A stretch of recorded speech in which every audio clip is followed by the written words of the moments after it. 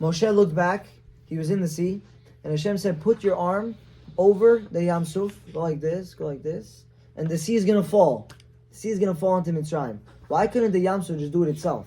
Why does Moshe have to be the person who's like initiating the sea to fall?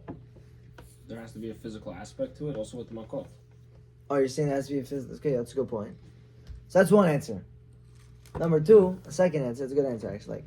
Second answer is that Moshe had to do it because the sea did not know that it had to do it. What does that mean? Hashem wanted a dual miracle. He wanted to make the Egyptians drown in one side of the sea while making the Jews walking on dry land on the other side of the sea.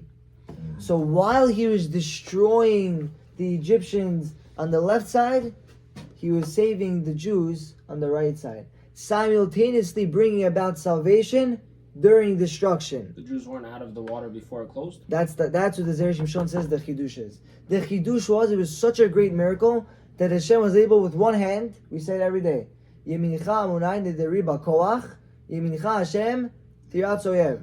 What does that mean? Hashem uplifts the Jews and glorifies them with his right hand, and with the exact same hand, he's crushing the enemy. How could that be? How could you do two actions with one hand? Hashem was able to do so. Hashem was able to make the sea fall at this part, but yet stand at this part. And that was the whole chidush of the miracle. And that's why Moshe Rabbeinu, the sea thought like everyone else thought. Okay, the Jews left, this is what I thought. Jews left, then sea fell. That's right? what the movie showed. That's what the movie said. That's what the movie, that's what everyone's, the cartoon show, the picture books, the Jews leaving, sea falling, after the Jews are gone. But that was not it. The Jews were inside the sea, and the Egyptians were inside the sea. The Jews were being saved, and the Egyptians were being destroyed. And the sea didn't know this. Moshe was like, this is what Hashem wants you to do. And he waves his hand over the sea and says, fall right now. The sea was confused. Why am I falling? Because Hashem wants to do a dual miracle. This dual miracle showed that Hashem wants to increase. When Hashem does something, he wants to do it the most fabulous way possible. And he wanted to make this nest astounding. But I thought yes, miracles that happen aren't done in like such a loud fashion most of the time. Hashem wants to do it Lefiyat Teva. So you're right. Nowadays, everything is done Lefiyat Teva. Because Hashem doesn't do miracles all the time. If miracles are always happening in every generation, it's not something special. Hashem made all the miracles happen. Main miracles happen during Yetziat Mitzrayim, when the Jews left Egypt. And why do we always say Zecher Yetziat Mitzrayim all the time? Zecher Yetziat Mitzrayim. What are we doing that for? To remember Hashem does miracles. He's not going to constantly do it, but we always have to remember Hashem could go against nature. Hashem has the ability to do so, and that's why we always have to remember Yetziat Mitzrayim. It's a good question.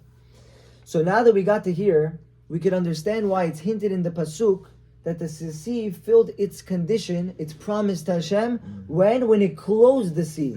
Because when was the peak of the miracle? The peak of the miracle wasn't when the sea split. It was when the sea started to drown the Egyptians while splitting for the Jews. And that's why it says the word le'etano at the end of the pasuk.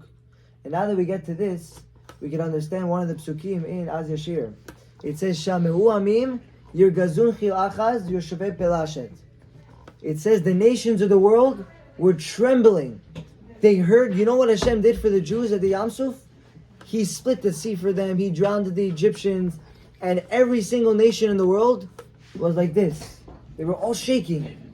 Now why were they shaking from Az Yashir, from the whole entire Kriyat Yam Suf? You know what Hashem has been doing to Egypt for the past year? He's been giving them blood, frogs, lice, wild animals, death to the firstborns, darkness, hail falling from the sky. You know how many things they did? But the non-Jews were not afraid about that. The one thing that scared them was the nes of Kriyat Yam Suf. Why was that the thing that hit them the most? So we could explain like this. Because Kriyat Yam Suf happened even though Hashem didn't promise the Jews it would happen. Everyone knew the Jews are leaving Egypt one day. Hashem made a promise to Abraham. He's going to redeem the Jews. The Jews are going to come out. And he's going to beat up that nation that enslaved them. Everybody knew this. So when they saw Egypt being beat up, they're like, okay, Egypt's getting its share. It's getting what they did. But when they saw that even though the Jews were sinners, even though they were people who were not so good, and Hashem is still performing for them such miracles, they said, we don't have a chance. They're gonna march into Israel, and they're gonna conquer us, they're gonna take us over, and they're gonna wipe us out. They were thinking, maybe the Jews are gonna sin by the time they get there, and we're gonna have a chance. But they saw Hashem. What a hand, the right hand of Hashem split the sea while destroying the Egyptians. Miracles that Hashem is doing for the Jews, even though they're sinners, we have no chance. Hashem loves his kids. Yeah. How did the other nations know that this happened? There's no... Everybody, you know what the proof is? How did Yitro hear? Yitro was in Midian. Midian was very far away. The water split everywhere? All bodies of No, water? no. Actually, I did hear that. Yeah, I heard that too. But I'm not sure. But everybody figured about this.